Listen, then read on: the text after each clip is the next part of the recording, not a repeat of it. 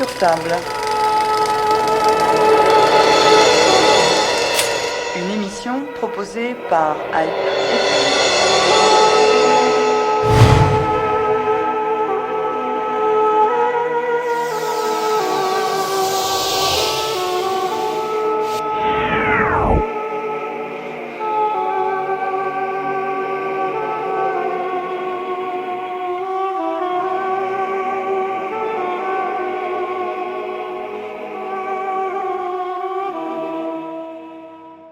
Le Fonds arménien de France a 25 ans. Une belle grande famille de bénévoles porte depuis un quart de siècle des projets humanitaires, sociaux et économiques en République d'Arménie et en République d'Artsakh.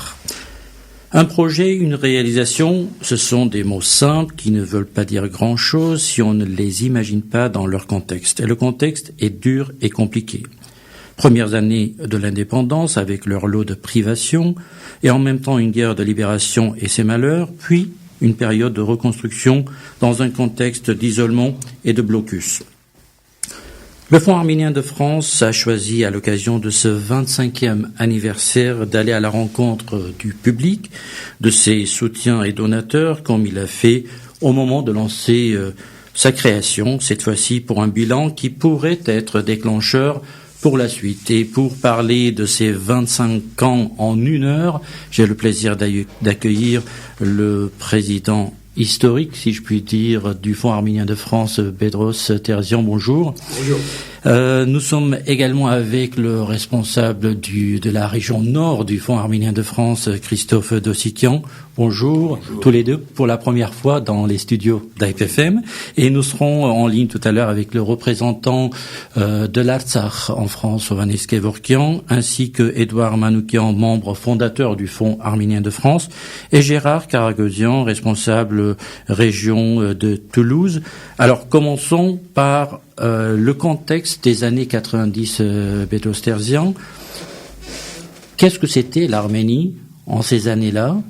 Quelle était la relation de la diaspora avec cette Arménie renaissante? Et comment est venue l'idée de mettre en avant ce fonds qui existe? Parce qu'il faut rappeler qu'il y a le fonds arménien dans un sens général, présent en Arménie et présent dans différents pays du monde. Et comment est né donc le Fonds arménien de France? Merci d'abord de cette invitation. C'est avec vous, avec Hype FM, que nous démarrons ce cycle de rencontres avec le public. Comme vous l'avez dit, il y a 14 réunions publiques qui vont avoir lieu. Et merci j'en profite de l'occasion pour vous remercier aussi, parce que tous les ans, Hype FM nous soutient lors de nos phonétons annuels. Vous êtes toujours à nos côtés et c'est vraiment très important pour nous. Alors, le Fonds arménien, comme vous l'avez dit, est né dans un contexte assez difficile dans les années 90. Et peu de gens aujourd'hui ont conscience de ce que c'était. Sans aller trop loin, parce que le temps est très limité, je rappelle que en décembre 88, il y a eu un tremblement de terre qui a détruit le tiers nord de l'Arménie. Plus de 25 000 morts, des destructions énormes. Ensuite, il y a eu l'indépendance et l'effondrement de l'économie soviétique. J'ai visité des usines en Arménie à l'époque complètement obsolètes, rouillées, on savait qu'il n'y avait aucun espoir que ça redémarre parce que ça ne répondait à aucune logique économique, c'était la logique soviétique. Ensuite, il y a eu, bien entendu, la guerre au Ralapar et tout ce que cela comportait. Et puis, le blocus imposé en 93 par l'Azerbaïdjan et la Turquie, fermeture des frontières, 2 des 4 frontières de l'Arménie, les 2 autres étant l'Iran et la Géorgie. Or, la frontière géorgienne, et ça je m'en souviens très bien, était souvent fermée à cause des actes de sabotage de la part des Azéris, notamment dans la région de Marnoélie, qui est habitée par des Azéris en Géorgie, mais également à cause de l'instabilité en Géorgie. Il y avait une sorte de guerre civile et malheureusement l'Arménie n'avait pas d'autre voie de communication vers la mer Noire que la Géorgie. La 4e frontière était une frontière de la guerre froide, elle était fermée. Il n'y avait pas de lien entre l'Arménie et l'Iran, la 4e frontière. Et la première tâche du Fonds arménien, lorsqu'il a été créé, a été de réaménager cette route de montagnes, qui parfois n'existaient pas d'ailleurs, une sorte de sentier qui allait vers l'Iran, pour que les denrées alimentaires de première nécessité puissent venir d'Iran. Ça a été notre première tâche dès que le Fonds arménien a été créé. Et je peux le dire aujourd'hui que c'est vraiment cette frontière iranienne qui a sauvé l'Arménie à plusieurs reprises de l'étranglement, de la famine. Il y a eu des jours où il ne restait plus dans le pays que 3 jours de farine, de blé. Et si nous n'avions pas ouvert cette route vers l'Iran, la situation aurait été dramatiquement différente. Alors, il y avait aussi je ne vais pas entrer dans les détails, mais nous avions hérité en Arménie de situations extrêmement fragiles du point de vue des infrastructures. Pour vous donner juste une idée, il y avait un col de montagne dans la région de Yarek-Natsor qui chaque hiver était fermé à cause des congères et qui coupait l'Arménie en deux et qui coupait l'Arménie de l'Iran et de l'Artsakh. Alors ça aussi, ça a été une priorité. On a tout de suite construit une dérivation pour que les communications terrestres ne soient jamais coupées. Donc on a commencé à travailler dans l'urgence. C'était vraiment l'urgence. Et il était clair pour tous ceux qui ont visité l'Arménie à l'époque que ce pays ne pouvait pas s'en sortir seul. C'était absolument impossible. Il fallait donc créer un fonds pour soutenir le pays dans son effort de redressement, de reconstruction, de développement. Et c'est pour cela que, en mars 92, le Fonds arménien mondial a été créé, presque le même jour où l'Arménie a fait son entrée aux Nations Unies, d'ailleurs à New York. Drôle de coïncidence. Et dans la foulée, 25 branches ont été ouvertes dans le monde, dont celle de France, dont nous fêtons aujourd'hui le 25e anniversaire. Alors, permettez-moi, Bedros Terzian, de revenir à ce contexte. Certes, le temps est limité, mais il est tellement important de rappeler nos auditeurs et de rentrer dans les détails de ce contexte. Parce que les gens vivaient souvent avec la pénurie d'énergie. On se rappelle des Arméniens d'Arménie qui nous rappellent sous des formes d'anecdotes aujourd'hui. Comment ils vivaient, comment ils se voyaient pas dans la même maison parce qu'il n'y avait pas de lumière, il y avait plus de bougies même parfois pour allumer, donc c'est en se touchant qu'on se reconnaissait. Aujourd'hui ce sont des anecdotes, mais hier c'était le froid, des enfants qui pouvaient mourir dans cette situation, c'était des accouchements pas possibles, des hôpitaux qui ne fonctionnaient pas. Il faut rappeler quand même ce contexte parce que l'Arménie de l'avenue du Nord, c'est très joli aujourd'hui, mais ce n'était pas le cas dans les années 90. Vous avez bien fait d'évoquer cette période noire qui a succédé au blocus terrestre imposé à l'Arménie par l'Azerbaïdjan et la Turquie. Coupure des routes, bien sûr, et coupure des approvisionnements énergétiques. Et à l'époque, les gens, le seul moyen qu'ils avaient de s'en sortir, c'était de brûler du bois. On coupait les arbres dans les villes, dans les forêts, et quand il n'y avait plus d'arbres à couper, et qu'il fallait quand même chauffer le lait des bébés, on arrachait les parquets des maisons. C'était une situation absolument dramatique, absolument dramatique. Pour donner juste un exemple, j'ai participé un jour à une négociation avec les Iraniens pour la construction du gazoduc, parce que c'était l'un de nos projets prioritaire. Nous étions tous, les Iraniens comme nous, dans une toute petite pièce avec nos manteaux et nos chapkas et nos gants, en train de négocier. Et sans arrêt, je me disais, les Iraniens doivent se dire, ces Arméniens, dans cette situation, ils vont signer tout de suite tout ce qu'on leur demande. Bon, entre parenthèses, ça n'a pas été le cas. Et puis, pour terminer ce chapitre, le gazoduc a été construit. Ce qui était absolument indispensable, c'était l'un des premiers conseils que nous avions donné au gouvernement arménien nouvellement indépendant, de construire tout de suite un gazoduc avec l'Iran pour ne plus dépendre seulement du gazoduc du Nord qui traversait ces régions tellement instables de la Géorgie. Et alors, lorsque nous nous sommes trouvés dans cette situation, le Fonds arménien, nouvellement créé, tout nouvellement créé, a lancé le plus grand de ces projets en réalité, ce que nous avons appelé le projet Hiver 93-94. Il fallait réunir d'urgence de l'argent pour remettre en état le système électrique qui était tombé, acheter de l'essence, du diesel, du mazout, etc., pour remettre en marche des centrales qui étaient fermées et redonner un peu d'électricité aux gens. En l'espace de 7 semaines, l'hiver 93, fin 93, nous avons pu ramasser 21 millions de dollars, dont 14 par Kirk Grigorio, qui a dit à l'époque, pour chaque dollar que vous ramasserez, je mettrai 2, ce qui a permis de tripler au total la somme. Et grâce à ces 21 millions, qui a été notre très grande mobilisation du début, nous avons pu effectivement faire venir d'Iran essentiellement des produits pétroliers, remettre en état les câbles électriques, etc.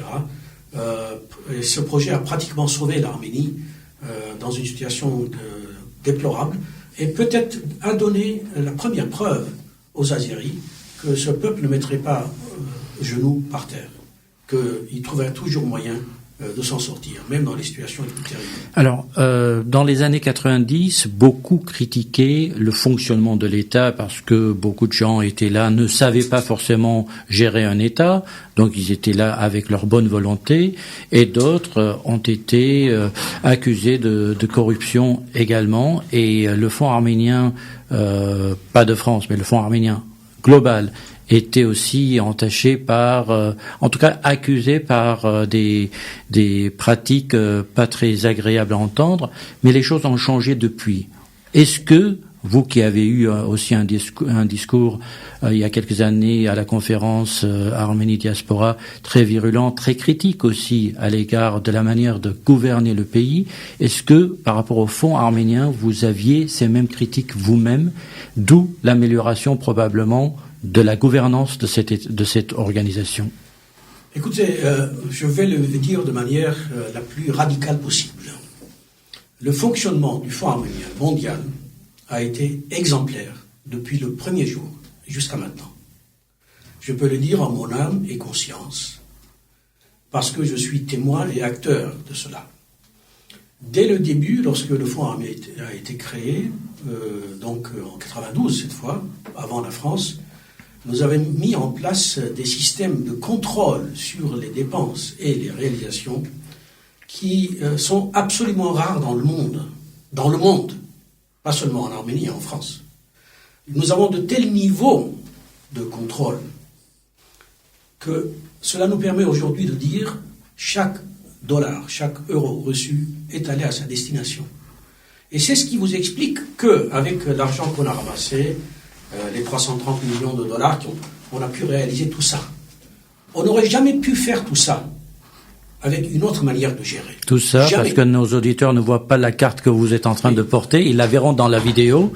C'est la carte. Verront dans le journal, ceux qui reçoivent le journal du Fonds arménien. C'est la carte des réalisations, des centaines de réalisations que je montrerai moi-même à l'attention de nos auditeurs qui regarderont en vidéo.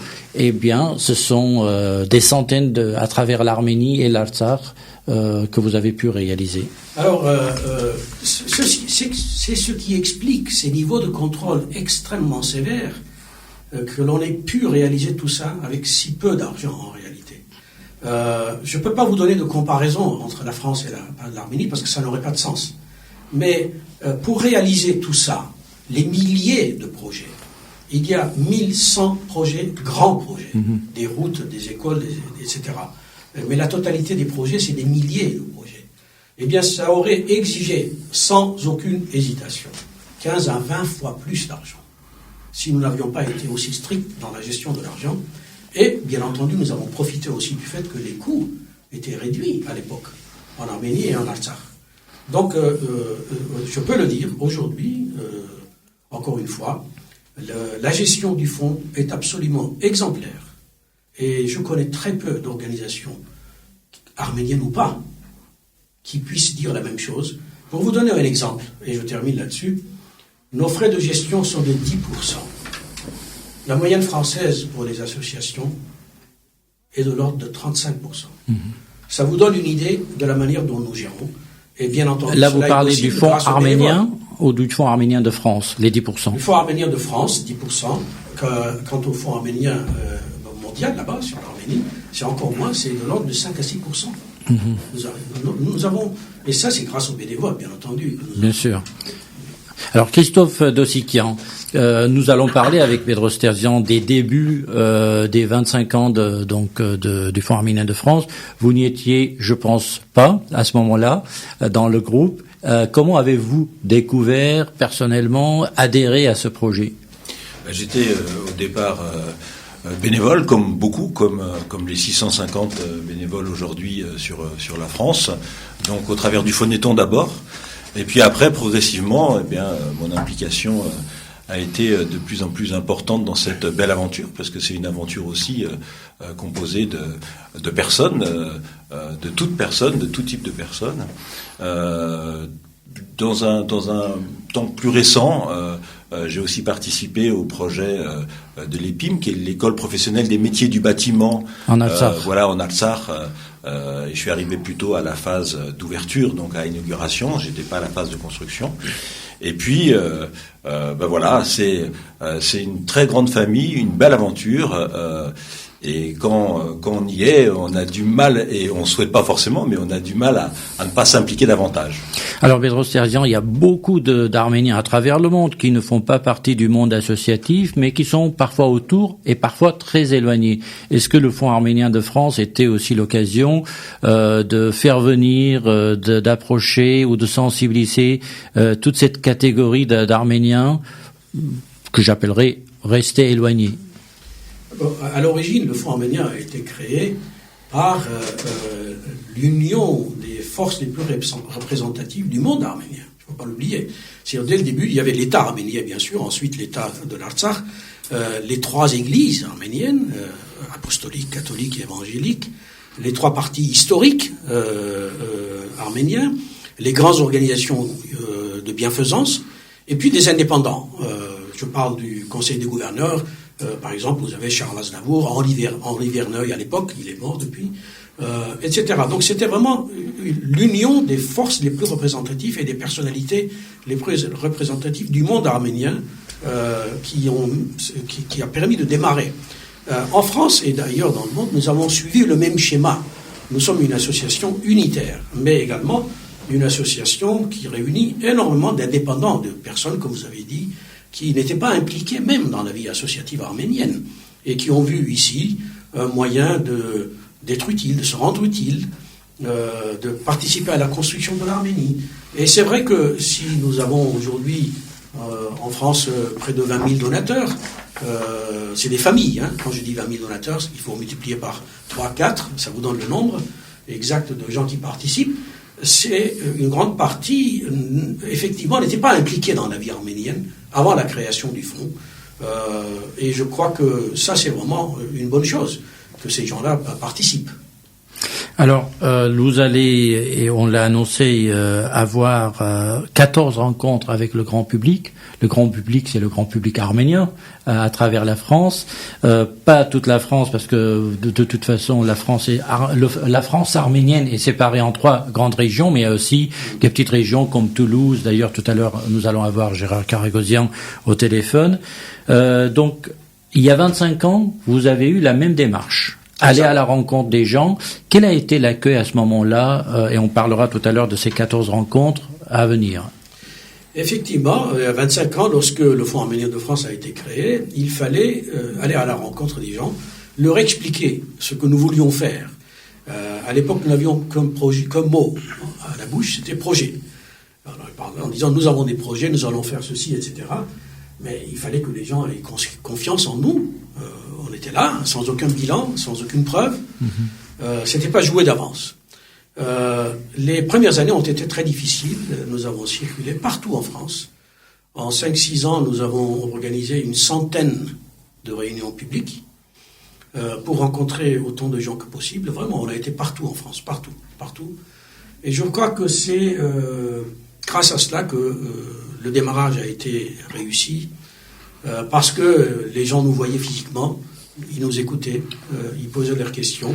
Et quelle a été l'évolution des donations en termes de chiffres et en termes de nombre de participants depuis le début jusqu'à maintenant, quand on parle de 1 million et plus d'euros, ce qui n'est pas négligeable?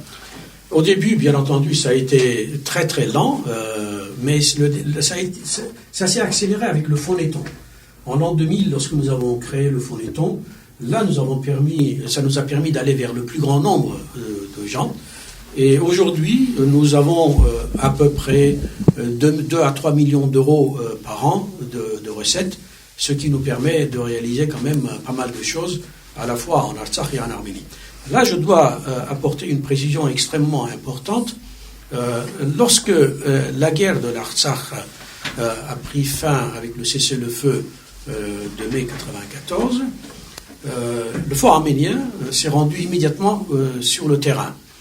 Et à ce moment-là, je crois qu'il y a un petit problème technique. Ça va ? Bon. On peut continuer. Alors, au mois de mai 1994, le cessez-le-feu a été signé. Et en septembre 1994, nous sommes allés pour la première fois, en ce qui me concerne, en Artsakh, pour voir sur le terrain la situation. Et je me souviendrai toujours de cette première visite. Nous avons survolé l'Artsakh en hélicoptère pour avoir une meilleure idée des destructions. Et je peux vous dire qu'on pouvait compter sur les doigts le nombre de villages dont les maisons avaient encore des toits. Les destructions étaient terribles. Et lorsque nous sommes allés ensuite visiter sur le terrain, nous avons constaté l'état lamentable des infrastructures qui n'existaient pas. Il n'y avait pas de route entre l'Arménie et l'Artsakh. Il n'y avait pas de route intérieure à l'Artsakh. Il fallait sortir de l'Artsakh pour rejoindre une autre ville de l'Artsakh. L'Azerbaïdjan avait tout fait pour couper les relations de l'Artsakh avec l'Arménie. Et vous voulez dire avant même la guerre? Avant la guerre, à l'époque soviétique. L'infrastructure était faite de telle sorte qu'à ce qu'il n'y ait pas de communication directe entre l'Arménie et l'Artsakh. Il n'y avait pas de communication directe terrestre entre l'Arménie et l'Artsakh. Et il n'y avait pas de communication terrestre directe entre les villes de l'Artsakh elles-mêmes. C'est-à-dire qu'il fallait sortir de Stepanaguer. D'où la grande importance de cette route dorsale. Absolument. Dont on a beaucoup parlé sur cette antenne. Absolument. Et grâce au Fonds arménien, aujourd'hui, l'économie, la vie sociale, les échanges, le tourisme, tout tourne autour, essentiellement, je dirais, pas seulement, essentiellement autour de cette route dorsale. Oui. Mais encore, il y a du travail parce qu'il y a des villes qui sont restées ou des villages surtout. Des villages plutôt. Plutôt des villages qui sont aujourd'hui coupés du centre de l'Artsakh. Après la route vers la frontière iranienne, la route vers l'Artsakh, le Ralapar, a été la grande réalisation du Fonds arménien. Par Goris. Par Goris, la route qui relie Goris à Stepanakert. Il n'y avait pas de route, encore une fois. Et c'est grâce au Téléthon que nous avons organisé aux États-Unis que cette route a été construite. Je peux vous dire que lorsque cette route a été terminée en 2000, ça a été un grand soulagement. Parce que là, nous savions que la sécurité des habitants de l'Artsakh pouvait être assurée. Alors, deuxième soulagement, Vardenis. Vardenis, c'est le troisième. Ensuite, il a fallu construire cette fameuse route dorsale qui parcourt l'Artsakh du nord au sud pour établir enfin des liaisons entre les villes de l'Artsakh et aussi la plupart des villages. Et puis, troisième temps, la route de Vardenis dans le nord. Qui est très très belle et qui est très récente. Paraît-il qu'il y a une quatrième route qui se prépare? Oui, une petite route de 26 km². 26 km, oui. De longueur. Oui, oui. Elle est toute petite, mais elle sera utile. Alors, tout ceci pour dire que le Fonds arménien de France, ou le Fonds arménien tout court, n'est pas juste une organisation humanitaire qui vient aider les gens qui sont dans la difficulté, qu'on apporte l'infrastructure pour apporter du bien-être, électricité, solaire, de l'eau, etc. On va en parler de tout ça, même si le temps est court, on va les citer, en tout cas les grands projets, mais aussi c'est la survie de l'Artsakh qui dépend de ces projets. Et la démonstration que vous faites de faire en est la preuve tangible. Oui, juste après notre fameuse visite en Artsakh, après la guerre, le Conseil des gouverneurs s'est réuni, le Fonds arménien mondial. Et là, nous avons pris une décision qui est appliquée jusqu'à aujourd'hui, à savoir de consacrer les 2/3 de nos investissements à l'Artsakh et 1/3 à l'Arménie. D'abord parce que les destructions étaient terribles. On parle du Fonds arménien de France ou du Fonds arménien mondial? Le Conseil des gouverneurs est l'instance suprême du Fonds arménien mondial. Et donc la décision était de consacrer 2/3 à l'Artsakh, 1/3 à l'Arménie en ce qui concerne nos investissements. Pourquoi ? D'abord, comme je vous l'ai dit, parce que les destructions étaient terribles. Deuxièmement, parce qu'il n'y avait pas d'infrastructure. Je vous ai parlé des routes, mais je peux vous parler des canalisations d'eau inexistantes des écoles, etc. L'Artsakh avait été laissé par les Azéris pendant 70 ans d'occupation soviétique dans un état de sous-développement total. Et puis la troisième raison, c'est que l'Arménie peut accéder à des prêts internationaux, des aides internationales, mais l'Artsakh n'étant pas reconnu, l'Artsakh ne peut compter que sur les Arméniens et les amis des Arméniens. Et c'est pour ces trois raisons-là que la décision a été prise de consacrer à l'Artsakh la majeure partie de nos investissements. Et on parlait de la carte tout à l'heure. Eh bien, si les éditeurs, auditeurs, auditrices prennent le journal ou regardent sur notre site internet, ils verront qu'il y a une énorme concentration de réalisations en Artsakh. Tout à fait. Énorme. Alors, voilà, ça c'est important parce que les gens nous posent parfois la question. Pourquoi tellement de réalisations en Artsakh et par rapport à l'Arménie? Alors, nous allons parler de ces rencontres publiques puisque c'est aussi l'occasion d'aller vous poser les questions directement. Moi, j'essaie d'en poser quelques-unes, mais le public a certainement d'autres questions à vous poser ou peut-être des projets à vous apporter. Alors, Christophe Dossikian, parlez-nous de ces rencontres. Dans quelle ambiance ça va se faire? Où est-ce que ça va se faire? Et par quelle région commence-t-on? Alors, il y a en fait 14 réunions jusqu'en juin. On va commencer par très bientôt, là, le 16 mars à Grenoble, le 17 à Lyon. Voilà, ça va être les premières réunions. C'est suivi par Marseille, puis Paris, Arnouville, etc. Je ne vais pas forcément les énumérer. On peut les énumérer. On peut les énumérer très bien. Donc, parce que chacun dans sa ville saura qu'il y a une réunion à une telle date, à un tel endroit. Ok, parfait. Donc j'en étais à Paris le 6 avril, à Arnouville-les-Gonesse le 7 avril, et puis on suit le 4 mai avec Romans et Valence. Et puis le 5 Vienne, Saint-Étienne, Saint-Chamond, c'est les villes qui se rapprochent. Puis le 25 mai à Montpellier, le samedi 26 mai à Avignon, le dimanche 27 mai à Toulon, et puis on revient sur la région parisienne avec le vendredi 1er juin à Alfortville, le 9 juin, c'est un samedi à Clamart, et la dernière réunion, c'est le dimanche 17 juin à Antony. Donc qu'est-ce qu'on va faire pendant cette... Alors, c'est en présence toujours de Bedros Terzian? Oui, absolument. Oui. Alors, j'y compte bien. Premier responsable. Bedros va être en tournée, en fait, parce qu'il va sillonner la France au travers de l'ensemble de ces réunions. Et puis, effectivement, ces réunions, au niveau des trois grosses régions, sont organisées localement.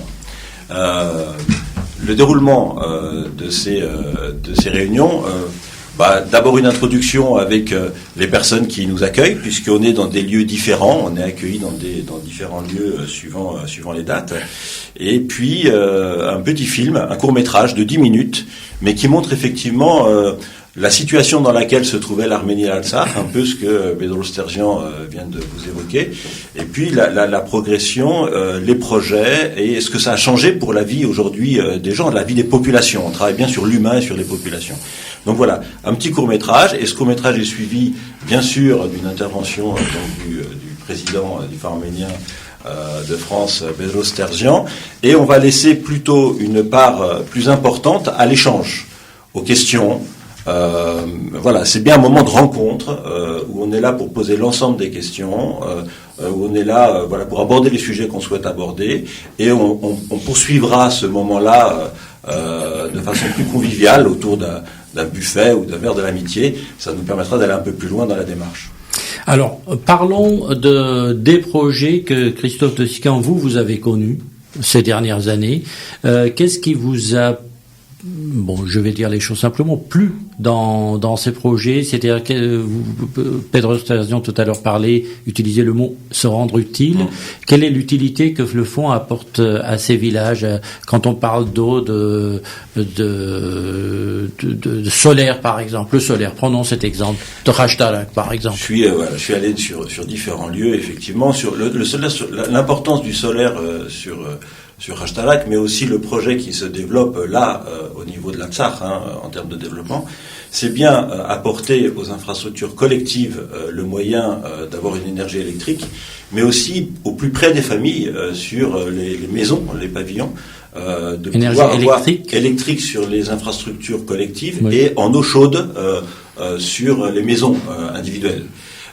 Et là, on touche vraiment le besoin des familles. On est au plus près de la réalité des familles. Mais en parallèle de ça, il y a aussi tout ce qui peut se développer en termes d'apprentissage. Puisque c'est les élèves de l'école professionnelle des métiers du bâtiment en Artsakh qui vont aussi, sur le développement en Artsakh du solaire, intervenir, se former, et on forme là les prochains intervenants dans les entreprises, ou ce qui peut être créé sur le plan économique. C'est-à-dire qu'on travaille sur l'humain au plus près des réalités quotidiennes, mais on travaille aussi sur l'évolution, ce qui peut se développer socio-économiquement sur le territoire, et comment ce projet-là, les projets qui sont mis en place par le Fonds arménien, peuvent perdurer dans le temps. Alors nous parlions tout à l'heure de l'Artsakh et nous sommes en ligne avec Hovhannes Kevorkian, le représentant de la République d'Artsakh en France. Hovhannes Kevorkian, bonjour. Bonjour Vastin. Merci d'être avec nous. Alors évidemment, on sait l'importance, on l'a évoqué tout à l'heure, de la route dorsale, de toutes ces routes, des canalisations, des écoles, etc. La liste est longue. Comment l'Artsakh et la République d'Artsakh voient l'intervention de la diaspora à travers ici le Fonds arménien, mais aussi généralement tous les projets qui viennent de la diaspora et qui améliorent la vie des citoyens de l'Artsakh. Quel est le regard de l'Artsakh? D'abord, permettez-moi, cher Vastin, de vous remercier de cette invitation et puis saluer vos invités, Pedro Sterzian et Christophe Dossitian, et sur vos ondes, de profiter de cette occasion pour vous dire un très grand merci de ce travail, des réalisations multiples qui sont effectuées en Artsakh depuis maintenant un quart de siècle. Pour revenir à votre question, évidemment, ce que fait en l'occurrence le Fonds arménien, en règle générale la diaspora arménienne au Karabakh est, je dirais, difficilement quantifiable, car il y a eu des centaines et des centaines de projets dans des domaines les plus variés. Mais je dirais que l'effet concret que ces réalisations ont sur la vie des Artsakiotes, elle témoigne avant tout d'une formidable force de solidarité, et dont le Karabakh ou l'Artsakh a probablement le plus besoin aujourd'hui. Est-ce que on peut témoigner par exemple, du bienfait d'un tel ou tel projet dans un village donné? Quelle était la situation, c'est-à-dire l'image avant et l'image après d'un projet? Oui, bien sûr, mais il faut pas aller très loin dans les villages. Pour aller au Karabakh, déjà vous empruntez la route qu'on appelle la route de la vie, par le sud, et puis récemment aussi la route qui passe par le nord. Et si vous n'avez pas ces routes, évidemment, le Karabakh allait rester isolé du monde.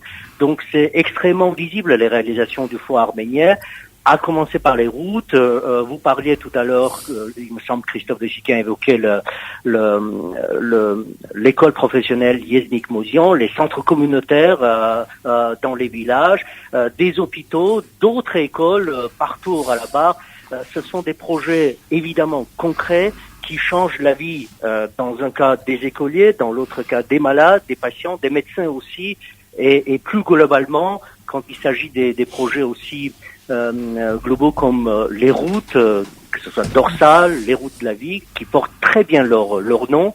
Là, on voit que ça touche l'ensemble de la population de l'Artsakh, et il s'agit, sans exagérer, de la survie de la population du Karabakh. Alors, au-delà des grands projets, les grandes routes surtout, comment l'intervention, les investissements du Fonds arménien de France ou d'ailleurs a pu changer la vie quotidienne des gens? On parle souvent de une sorte de maison de la culture, des lieux de rencontre, ou même des mairies.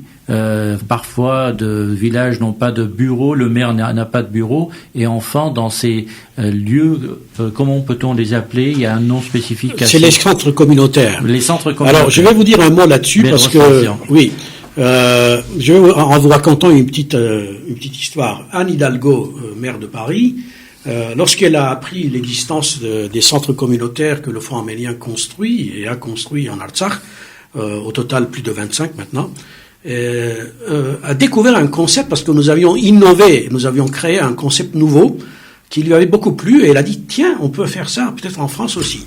Alors c'est quoi ce concept? Vous êtes en Artsakh et vous voyez qu'il y a des besoins énormes. Le maire n'a pas de bureau, il n'y a pas de salle de réunion, il n'y a pas de dispensaire, il n'y a pas de salle de fête, il n'y a pas de liaison Internet, il n'y a pas de bibliothèque, il n'y a pas de salle de sport, rien dans les villages. Et c'est là qu'on a inventé, si vous voulez, innové, avec l'idée des centres communautaires où vous avez tout ça. C'est un bâtiment compact où tout ce que j'ai énuméré existe.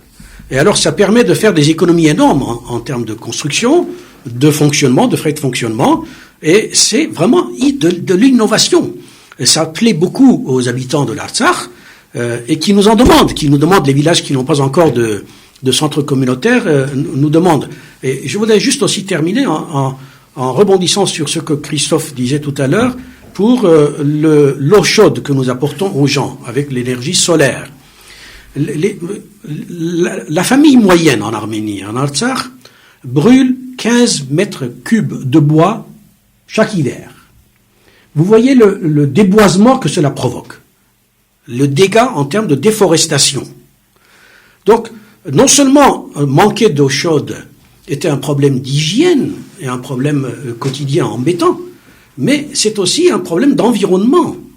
Et c'est pour cela que le Fonetton, le dernier Fonetton que nous avons réalisé, et le prochain aussi, je pense, a mis l'accent sur la nécessité d'installer des panneaux thermiques donnant de l'eau chaude aux familles pour réduire le déboisement, la déforestation. Et aussi, il y avait des problèmes parce que lorsque les familles brûlaient du bois dans les maisons, il y avait de la fumée, des maladies, etc. Vous voyez, il faut aller au plus près des besoins des gens en étant au premier plan des innovations et avec le respect de l'environnement qu'on leur doit. Alors, Hovhannes Kevorkian, très souvent, la République d'Artsakh, les gouvernements de l'Artsakh participent aux efforts d'investissement qui viennent de l'étranger, même si cet étranger est arménien. Comment participe l'Artsakh à son tour, en tant qu'État, au développement de ces infrastructures aux côtés de ces efforts du Fonds arménien? Alors, c'est très simple. Il y a deux aspects ou deux dimensions. Naturellement, la population dans son ensemble de l'Artsakh participe au Fonetton. Il y a des télétons et Fonetton qui sont organisés en Artsakh aussi, et à peu près la collecte annuelle de ces Fonettons ou télétons en Artsakh s'élève à quelque 1 million et demi d'euros par an. Ça, c'est la première chose. Et deuxième chose, évidemment, il y a l'État qui, naturellement, considère que tout ce que fait le Fonds arménien, au-delà du Fonds arménien de France, le Fonds en règle générale, cela participe au bien-être de notre population, de l'Artsakiote moyen. Et c'est dans cette logique que ces projets qui revenaient à la charge du gouvernement sont allégés en quelque sorte par l'intervention du Fonds arménien de France. Et c'est dans cette logique que le gouvernement participe. Parfois c'est à moitié, à 50%, à hauteur de 50% des projets. Parfois c'est moins, mais toujours le gouvernement d'Artsakh veut non seulement encourager l'effort, mais aussi de cette manière dire sa reconnaissance à l'effort de la diaspora, qui s'active sur place. Merci beaucoup, Hovhannes Kevorkian, pour votre témoignage. Inutile de rappeler que vous êtes le représentant de la République d'Artsakh en France. Merci. C'est moi qui vous remercie. Alors, Bedros Terzian, Christophe Dossiquian, rappelons quelques chiffres. 605 kilomètres de route, 500 logements sociaux, donc ça concerne à peu près 1000 familles, 580 kilomètres de canalisation d'eau potable, 359 écoles construites, rénovées ou meublées, 75 hôpitaux et dispensaires, 56 centres sportifs et culturels, 70 km de réseau électrique, 149 km de gazoduc. On est très précis, on n'a pas dit 150, 149. Donc, et puis, je continue. 27 centres communautaires dont on vient de parler, 27 centres communautaires, c'est-à-dire que c'est pas un village, c'est pas 10 villages, c'est 27 villages qui bénéficient. C'est 27 groupes de villages. Oui. C'est-à-dire le village où le centre se trouve est au centre d'une petite agglomération de villages. Donc les autres en profitent. Alors il y a aussi 173 programmes éducatifs, scientifiques et culturels. Et puis la liste dit et aussi. Donc il y a encore plein de choses à énumérer.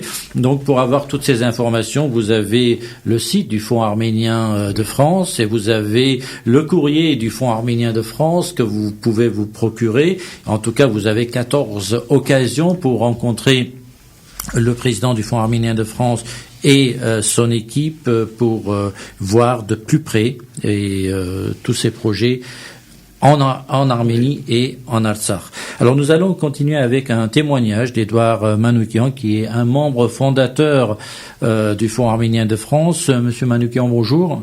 Bonjour. Merci d'être avec nous. Alors nous allons juste en quelques minutes voir avec vous quelle a été l'ambiance dans ces années-là.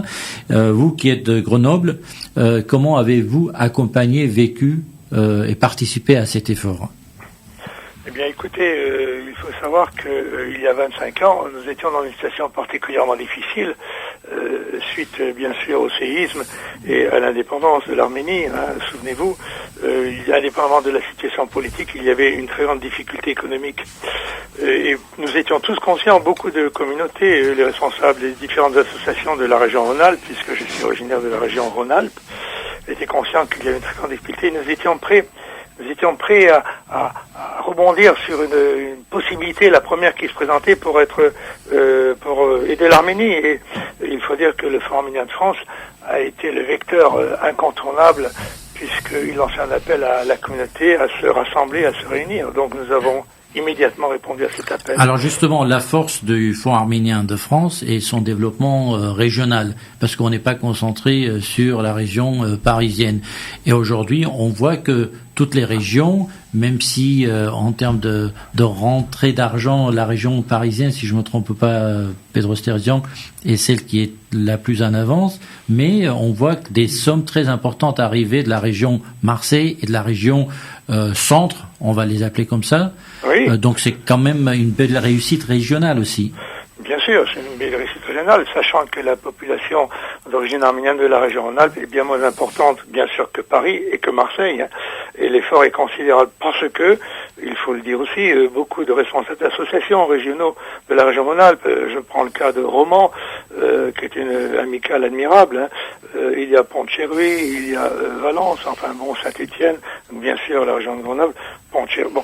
Voilà, nous nous sommes fortement mobilisés au départ, peut-être aussi parce que le fait c'est que le fonds s'est créé à Lyon, puisqu'il y avait réunions lorsque le fonds s'est créé, les réunions se centralisaient sur Lyon parce que c'était plus pratique pour tout le monde et que nous avons été immédiatement pris dans cet élan de solidarité. Voilà, c'était instantané et puis nous l'avons ressenti. Rappelez-vous, cette situation était difficile. L'hiver 93 l'a démontré. Voilà, nous avions un élan fantastique. Ça a été une très belle épopée, il faut le dire, indispensable et les résultats sont là. Alors, bien sûr, il fallait, il faut le dire, quelqu'un qui emmène un peu toute cette synergie pour apporter à l'Arménie toutes les possibilités qu'on peut lui apporter. Il y avait aussi, il faut le souligner, une très forte attente de la communauté concernant un peu cette dynamique nationale. Et puis nous avons été aussi accompagnés par beaucoup d'amis, nos élus, des collectivités qui étaient là, qui étaient prêts à nous aider aussi dans nos démarches. Donc le fonds eh bien, a un démarrage important, une réussite, c'est vrai, et toutes les régions se sont mobilisées. Alors très bien. Un très beau démarrage, une aventure qui, 25 ans après, est fantastique encore. Alors justement aujourd'hui, nous vous avons sollicité Edouard Manoukian tout simplement parce que vous êtes un des membres fondateurs. Il est important de rappeler que il y a des centaines de gens qui sont dans cette belle aventure depuis 25 ans et à travers le témoignage que vous apportez, c'est la voix de tous ceux qui ont participé à cet élan de solidarité qu'on qu'on met en avant à travers vous et qu'on se rappelle que il y a eu beaucoup de gens dans les régions parfois éloignées, peut-être dans des villes de France que nous avons jamais visitées, là où il y a quelques Arméniens qui ont pu se mobiliser. Eh bien, le Fonds arménien de France a pu aussi récolter des dons, des legs aussi. On va parler, Bedros Terzian, des legs, c'est un sujet très important. Oui, c'est vrai. Alors, il y a eu les legs, des dons, beaucoup de personnes qui nous ont fait... Voilà, ce que je veux dire surtout, c'est que je voudrais remercier les gens qui nous ont fait confiance, parce qu'ils ont vu que nous avions des sentiments forts, nous étions désintéressés, et beaucoup de gens l'ont ressenti, et nous ont fait fortement confiance, et ça continue. C'est ce qui me fait vraiment plaisir, c'est que nous avons réussi à avoir la confiance de tous nos donateurs. Merci, Edouard Manoukian. Je vous en prie, bonne journée. Merci beaucoup. Nous allons poursuivre avec Gérard Karagosian, qui est en ligne également avec nous, qui est le responsable de la région de Toulouse, avec qui nous parlons à chaque mois de novembre, quand il y a cette belle campagne du Phonéton.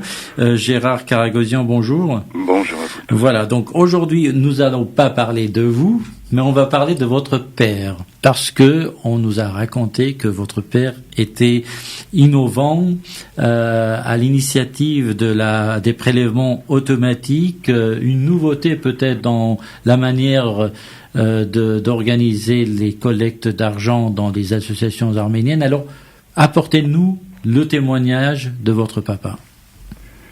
Écoutez, mon père était pour nous un personnage, pour mon frère et ma sœur. C'était quelqu'un qui était très très engagé vis-à-vis de la communauté arménienne de Romans. Il tenait beaucoup à cette amicale de Romans qui a été une amicale assez exceptionnelle dans ses réalisations. Et il était préoccupé par la situation en Arménie, extrêmement préoccupé. Au lendemain du séisme et après l'indépendance, il souhaitait absolument faire quelque chose, et il est vrai qu'il avait initié une collecte récurrente de fonds auprès des Arméniens de Romans, de Valence et même d'ailleurs. Et il prenait son bâton de pèlerin, il allait rencontrer des gens le soir. Alors il avait une force de conviction qui était assez extraordinaire, même auprès de nous d'ailleurs, hein. Et il savait expliquer quels étaient les besoins de l'Arménie et la nécessité d'apporter des fonds régulièrement. Donc c'est vrai qu'il avait initialisé ces revenus récurrents. Et le souvenir que j'en ai, c'est que donc il était allé voir Bedros Terzian pour lui dire que pour aller voir un petit peu ce qu'était le fonds arménien et voir si ce fonds arménien avait du crédit à ses yeux. Il a mis du temps. Et il a fait confiance à Bedros Terzian, qui est devenu son ami, et il lui a remis en fait l'ensemble des noms et des prélèvements qui étaient effectués à l'époque, et je crois qu'il y avait une quarantaine de personnes qui apportaient un revenu récurrent. Voilà. Alors il était très attaché au fonds arménien, extrêmement attaché au fonds arménien. L'amitié qu'il portait à Bedros était énorme, il nous en parlait souvent, et Bedros se déplaçait pour le voir aussi. Papa se déplaçait aussi sur Lyon de temps en temps. Voilà, je pense que de là-haut, il doit être fier de cet anniversaire des 25 ans, et surtout des résultats produits par le fonds arménien en Arménie et au Karabakh, qui sont assez exceptionnels. Moi-même, j'y suis allé en septembre et j'ai pu voir que les réalisations étaient vraiment effectives. Merci Gérard Karagosian. Rappelons que votre papa s'appelait Ardaches. Ardaches Karagosian, voilà. Bedros Terzian, un souvenir de cette rencontre? Puisqu'on approche de la fin de l'émission, je regarde ma montre, je voudrais pas qu'on termine sans évoquer un ou deux projets particuliers. Alors nous allons remercier Gérard Karagosian pour sa participation, et je vous dis sûrement à bientôt au mois de novembre. Très bon. Merci Gérard, merci. Au revoir Bedros. Au revoir. Alors, je voudrais en particulier évoquer le projet que nous avons mis en place immédiatement après la guerre du Karabakh. Il y avait plus de 8000 orphelins de la guerre. C'est des enfants dont la plupart, l'écrasante majorité, ont été recueillis par des familles ou des voisins. Très peu d'enfants ont échoué dans des orphelinats. Ça donne une idée de la solidarité humaine en Arménie et en Artsakh. Mais nous voulions que ces enfants gardent leur dignité. C'était des pupilles de la nation. Et il ne fallait pas que ce soit des poids, des charges pour les familles qui les recueillaient. Et c'est pour cela que, dès après la guerre, nous avons institué un système de pensions alimentaires qui ont été versées à ces enfants jusqu'à leur majorité. C'est un projet dont nous sommes extrêmement fiers, parce que les plus de 8000 orphelins savaient que, ils étaient recueillis par une famille, mais que la nation leur était reconnaissante, qu'il y avait une pension qui tombait. C'était pas grand-chose, mais ça avait sa valeur symbolique. Un autre projet que je voudrais évoquer pour donner une idée de ce que nous avons essayé de faire toutes ces années, c'est au sommet de la montagne Arakat, à 4000 mètres presque d'altitude, existe un centre de recherche astrophysique très à l'avance. Ils étudient les rayons gamma, etc. C'est connu dans le monde entier et qui est en relation avec des universités françaises. Et ce centre allait fermer après l'indépendance, faute de crédit, parce que c'était subventionné par l'Union soviétique, bien entendu. Et là aussi, tout de suite, nous avons institué un budget annuel, ce qui fait que ce centre continue de fonctionner jusqu'à maintenant. Nous avons fourni des ordinateurs, etc. Nous avons essayé d'aider partout où nous le pouvions, là où nous pouvions. Aujourd'hui, nous sommes dans une phase nouvelle. Nous avons des projets complexes que nous menons. De Christophe Tosikian vous a parlé tout à l'heure de l'école EPIM, Mosian, l'école du bâtiment. Mais il y a le projet d'Avouch dont vous parlez tous les ans, lors du Phonéton. Un projet complexe, le plus complexe de nos projets. Il s'agit de développer l'agriculture, l'élevage dans la région de Davouch. Et on a commencé en 2009 grâce au soutien des Hauts-de-Seine. Je rappelle que les Hauts-de-Seine mettent 500 000 euros et nous, Fonds Arménien, nous mettons 300 000 tous les ans. Et ça continue. On continue tous les ans. Et aujourd'hui, sur le terrain, on voit les résultats de ce travail. Des terrains qui n'étaient pas irrigués, qui sont irrigués, qui sont travaillés parce qu'il y a de la mécanisation. Nous avons distribué des dizaines de milliers de plants d'arbres qui donnent aujourd'hui des fruits, des semences. La grande ferme qui a été créée à Lousatsor donne des veaux qui sont distribués pour créer des coopératives d'élevage dans les villages, etc. Et aujourd'hui, je suis fier de le dire, il y a des retours dans les villages. Dans un pays, l'Arménie, où l'une des grandes catastrophes, c'est l'émigration, eh bien, dans la région du Davouch, il y a des retours. Je ne dis pas que c'est des dizaines de milliers de gens qui rentrent, mais il y a quand même des gens qui rentrent, parce qu'ils peuvent travailler leur terre. Et ils ont moyen de vivre sur leur terre. Ce sont des réalisations dont nos donateurs, nos donatrices peuvent être fiers. Ce que nous avons fait grâce à eux, grâce à elles, c'est extraordinaire. Et je peux le dire, l'Arménie, l'Artsakh, aurait été moins bien aujourd'hui si le Fonds arménien mondial n'avait pas existé et n'avait pas travaillé. Nous pouvons être vraiment fiers de ce qui a été fait et il faut surtout continuer parce que les besoins sont absolument immenses et ce n'est pas le moment de baisser les bras. Alors justement, vous avez évoqué ce projet gigantesque, très difficile et très complexe, dans le Davouch.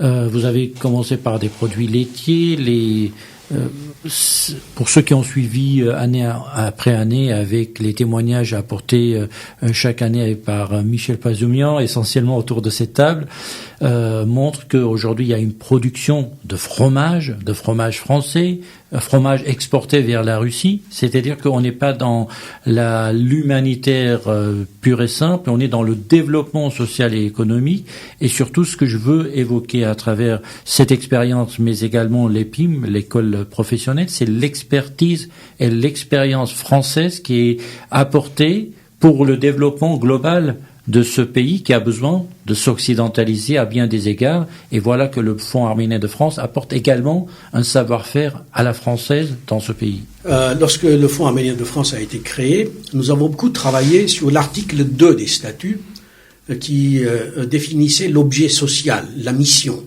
Eh bien, dans cet article qui existe encore, il est mentionné que le Fonds arménien de France s'attachera également au rayonnement de la France en Arménie, en Artsakh.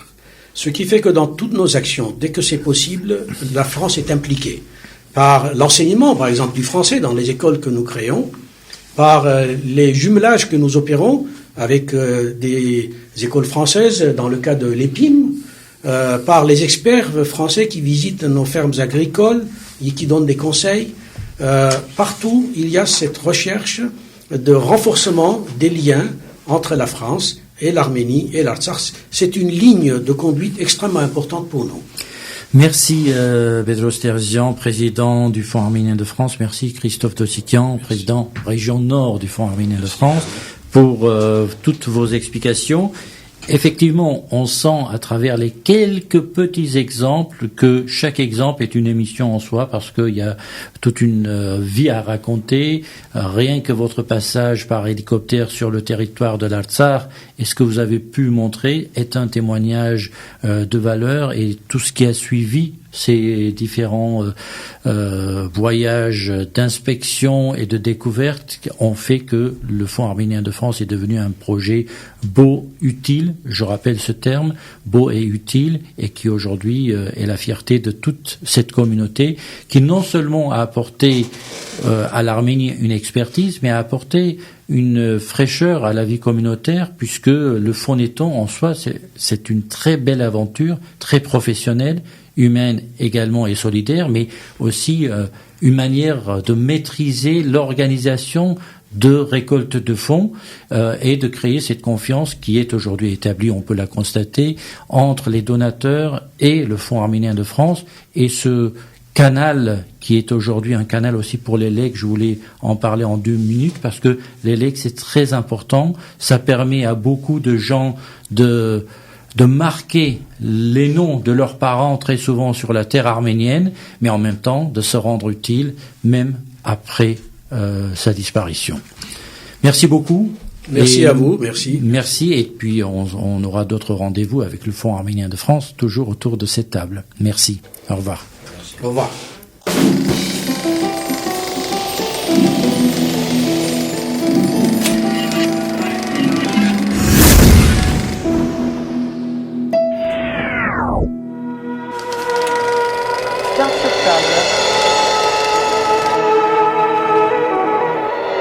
Une émission proposée par Hype FM.